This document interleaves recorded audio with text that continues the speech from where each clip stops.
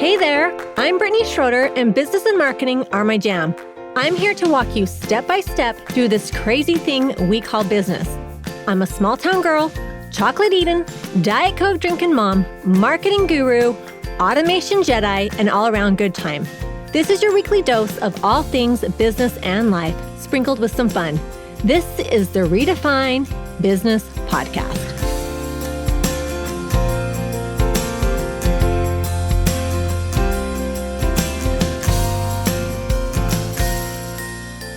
Welcome to another episode of Redefine Business Podcast. A few months ago, I was going to lunch with a friend and we were trying to decide on a place to go eat, and she recommended Olive Garden.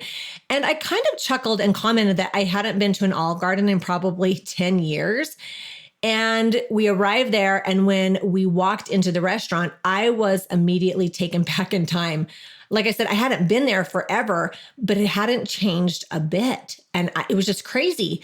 And I've been noticing lately that several chain restaurants that I used to love and would frequent when I was younger have recently taken out bankruptcy or gone out of business. After my visit to the Olive Garden, it didn't surprise me that so many of these establishments are struggling. So it's interesting because did you know the average lifespan of a small business is 8.5 years? And according to the Bureau of Labor Statistics, approximately 20% of small businesses fail within their first year. Then that failure rate increases to 30% by the end of the second year and 50% by the fifth year. That is crazy that about half of businesses go out of business or shut down within that first 5 years. That's just crazy. So why do we think this is? Why is this the situation? And I think that I know that it is the ability to pivot, that some of these businesses and some entrepreneurs just don't have that, the willingness to pivot. And being able to pivot and to shift directions, especially fast and strategically, it is such a great characteristic, but it's essential for survival and success. So let's kind of talk about just embracing the change, because that's where we see people struggle. Is change is hard. So in business, we know that change is inevitable. Market trends fluctuate, clients' needs evolve, unexpected challenges arise. We have to be able to switch things up. We have to be able to fail, and we have to be able to constantly try new things. If you get stuck in stagnation, it's a recipe for failure. And this is where the concept of pivoting comes into play. So pivoting involves recognizing when the current strategy or direction is no longer working and making a shift to try something new. And it requires the willingness to let go of what may have worked in the past and adapt and embrace uncertainty and try new things. And rather than viewing change as scary, successful business owners, they see it as an opportunity for growth and opportunity. A few months ago, I was talking to a colleague and we were talking about social media and how we've seen this huge shift where we used to be able to get clients and we used to be able to reach our audience, and we're not. And so we were kind of problem solving and saying, okay, what should we do? What should we try? Kind of just brainstorming. And I came up with the idea where I was like, you know what? I'm extroverted. It's one of my strengths. I'm going to go back to old school networking, and I am going to do in-person networking. And so I decided that I was going to start this entrepreneur meetup, and we were going to meet and go to lunch once a month and just start networking and talking shop and all the things. And I've actually gotten clients from it. I've gotten business from it. I've built relationships. I've gotten exposure. And so it's been really great. But I was stuck in the frustration for a little bit, but I knew that I had to pivot. So why is it important to be able to pivot in your business? So staying relevant is really important. So industries are always changing. And this can be caused by maybe technology, consumer behaviors, or maybe even your competition. Businesses that fail to adapt, they risk being irrelevant. You have to be able to be open to changing and pivoting. So pivoting allows businesses to stay ahead of the curve, and it makes sure that your products or services, they remain relevant. The next thing is seizing opportunity. Pivoting, it opens doors to new opportunities that may not have been obvious before. So by being flexible and open-minded, you can stay on top of new trends and untapped markets or innovative business models. By seizing these opportunities, this can lead to growth and you can make more money when you see it, when you see an opportunity and you jump on it. I always think of even like on social media. I'm going to give the example of social media where they will release. I'm very intuitive when they release new, new features or new, ideas. Like for example, like Instagram released Reels like, months ago or a year ago, whenever it was.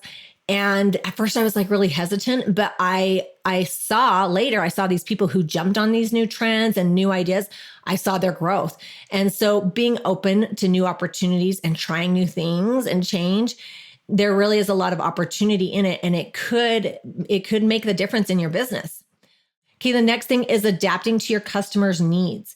When you have a customer and these different clients, you're going to notice that their preferences and their expectations are constantly changing.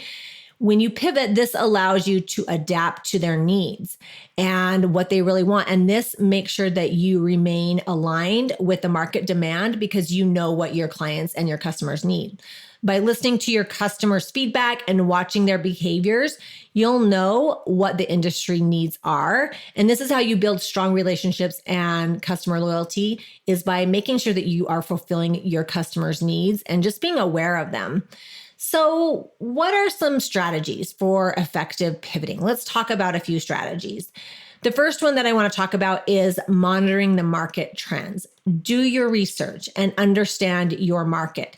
If you notice your industry is getting saturated with a certain product or service, try to discover where there are untapped needs that aren't being met or specific needs that are maybe being overlooked. But do your market research and really pay attention to the market. The next one is be open-minded. Be willing to try something new, even if you are unfamiliar with that new thing.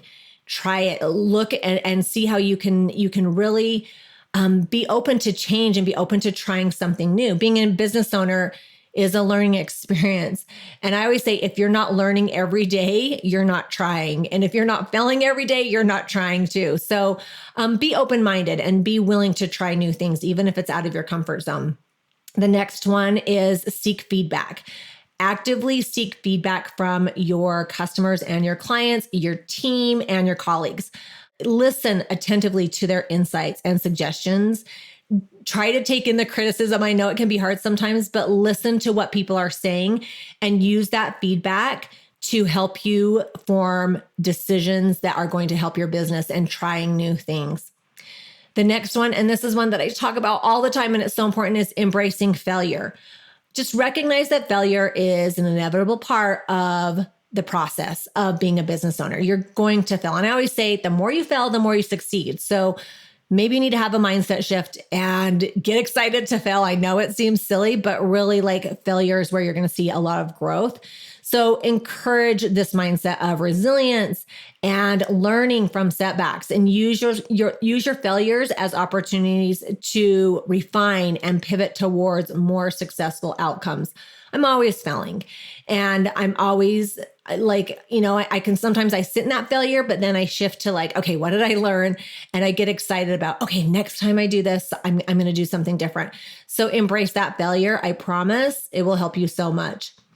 The next one is stay true to your vision and your values. And this is so important to me as a business owner.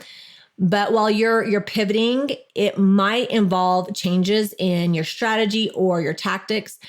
It's so important to stay true to your core values and your long-term vision, no matter what. I always say, like, don't sell your soul to the devil to make money. Stay true to your values and ensure that any pivots, they align with your mission and your objectives.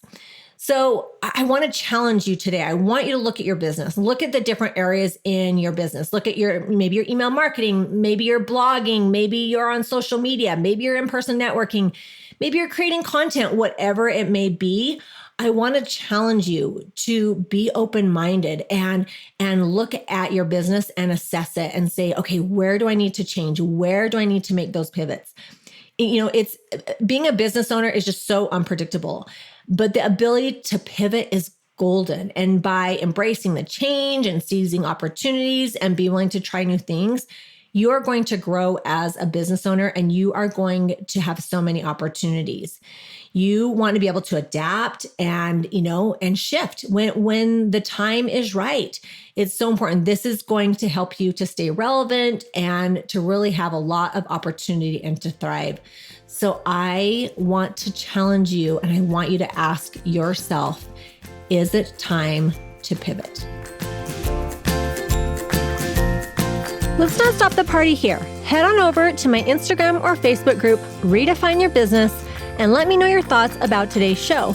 I will see you again, same time, same place, next week.